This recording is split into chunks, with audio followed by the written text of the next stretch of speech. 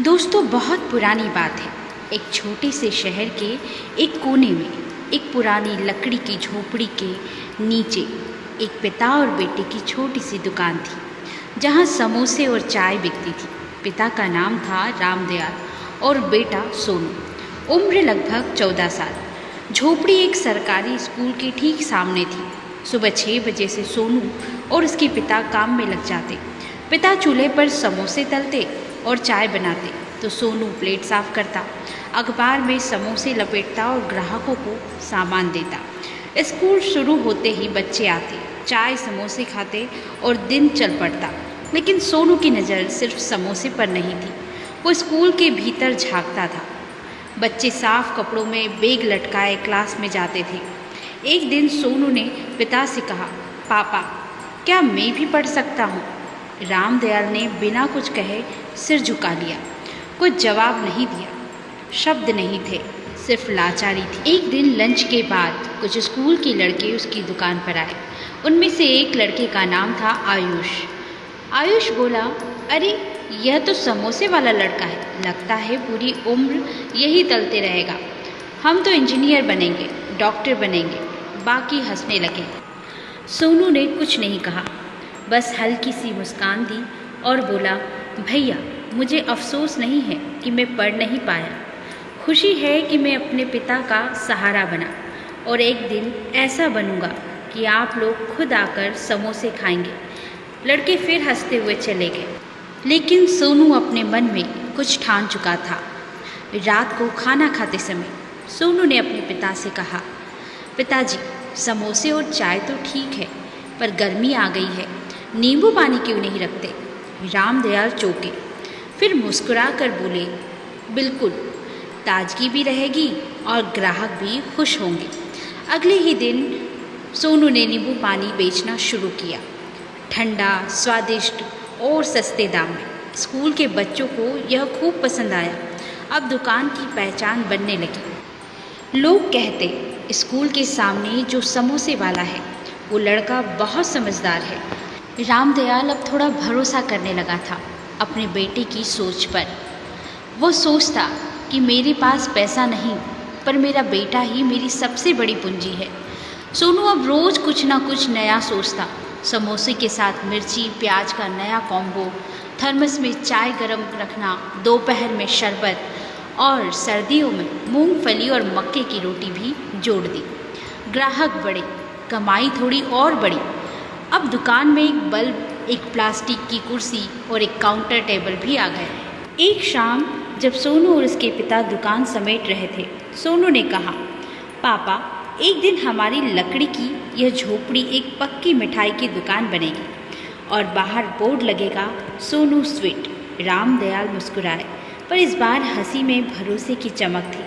अब सोनू की ज़िंदगी सिर्फ समोसे बेचने की नहीं रही। अब वो हर दिन एक नया सपना बुन रहा था, जिसमें गरीबी थी पर हार नहीं, जिसमें झोपड़ी थी पर हिम्मत भी। अब सोनू की झोपड़ी की दुकान पहले जैसी नहीं रही थी। हर दिन कुछ नया जोड़ते जोड़ते अब दुकान में 2 कुर्सियाँ, एक लोहे की मेज और नीले रंग का टीन का शेड भी लग गया था। स्कूल के बच्चे अब उसे भाई कहकर इज्जत से बुलाते। कभी कभी वही बच्चे जो पहले उसका मजाक उड़ाते थे, अब चुपचाप आकर समोसे लेते और तारीफ भी करते। भाई, आपके समोसे तो पूरे शहर में नहीं मिलते। सोनू अब समझ गया था, दुनिया हमेशा जीतने वालों के पीछे चलती है। एक बार स्कूल की एक टीचर ने सोनू से कहा, तुम्हारे समोसे इतने अच्छे हैं, अगर तुम टिफ़िन बना सको तो हम स्कूल स्टाफ के लिए मंगवा सकते हैं। बस यही बात सोनू के मन में गूंजने लगी। अगले दिन से सोनू ने 5 स्टाफ के लिए टिफ़िन देना शुरू किया। रोटी, सब्जी, सलाद और मीठे में कभी गुड़, कभी चावल। धीरे धीरे टिफ़िन की गिनती बढ़ी, 5 से 15 और फिर 20 तक। अब झोपड़ी सिर्फ दुकान नहीं रही थी, वह एक मिनी रसोई बन चुकी थी। अब रोज़ 300 से 400 की जगह 1000 से 1200 की कमाई होने लगी। सोनू ने पहले 5000 बचाए। उसने कहा कि पिताजी, अब दुकान को थोड़ा और अच्छा बनाते हैं, लकड़ी हटा के ईंट की दीवार करवा लेते हैं। रामदयाल ने कहा, बिल्कुल बेटा, अब तू जो बोले वही सही लगता है। और एक दिन पुरानी लकड़ी की झोपड़ी तोड़ दी गई। सोनू ने खुद मिट्टी ढोई, ईंटें उठाई। स्थानीय मिस्त्री से थोड़ा थोड़ा करके एक नई दुकान खड़ी हुई। छोटा सा किचन, सामने एक काउंटर, एक पंखा और बाहर एक बोर्ड, सोनू स्नैक्स। अब वो सिर्फ समोसे वाला नहीं था, अब वो एक स्वाभिमानी दुकानदार बन चुका था। आसपास के मोहल्लों में सोनू के समोसे और नींबू पानी की चर्चा होने लगी। स्कूल स्टाफ, ऑफिस जाने वाले, रिक्शा वाले और कॉलेज के स्टूडेंट अब सब आने लगे थे। अब सोनू ने पेपर नैपकिन रखने शुरू किए और रेड कार्ड बनवाया और दुकान के बाहर एक छोटी सी बेंच रखवा दी बैठने के लिए। एक ग्राहक बोला, बेटा तुझमें तो बिजनेस वाला दिमाग है। अब रामदयाल और सोनू सिर्फ बाप बेटा नहीं रहे, एक टीम बन गए थे।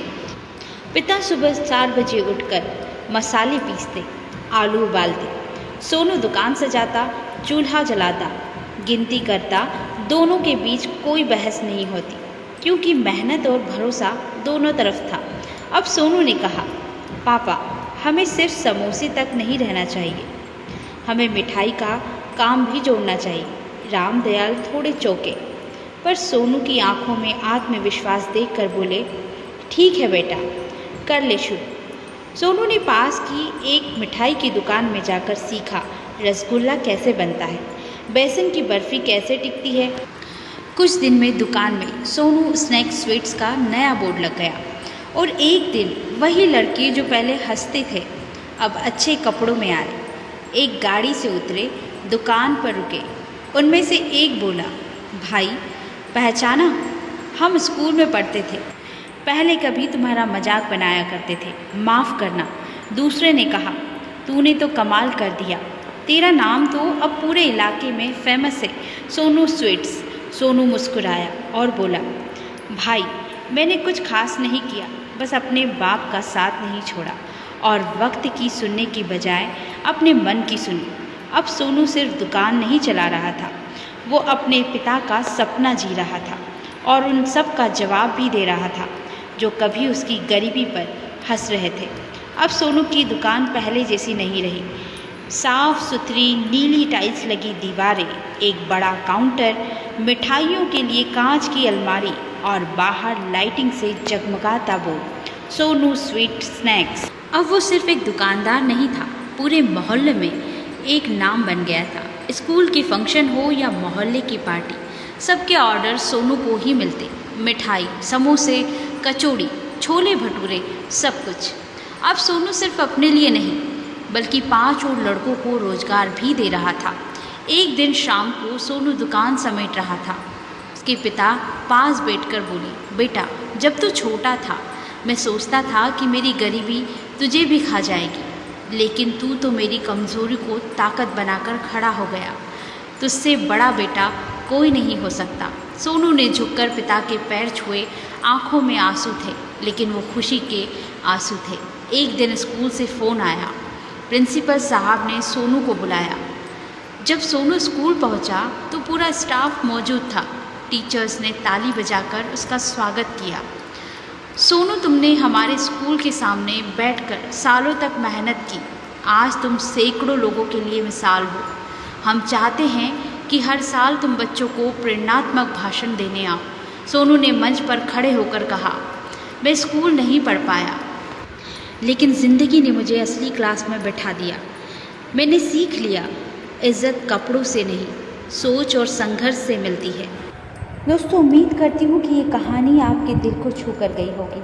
ये कहानी अगर आपको पसंद आई है तो वीडियो को लाइक कीजिएगा। चैनल पर नए हैं तो चैनल को सब्सक्राइब करके बेल आइकन को ज़रूर प्रेस कर लीजिएगा। मिलती हूँ नेक्स्ट वीडियो में किसी और नई कहानी के साथ। तब तक के लिए अपना ख्याल रखिए, हंसते रहिए, हंसाते रहिए। नमस्कार।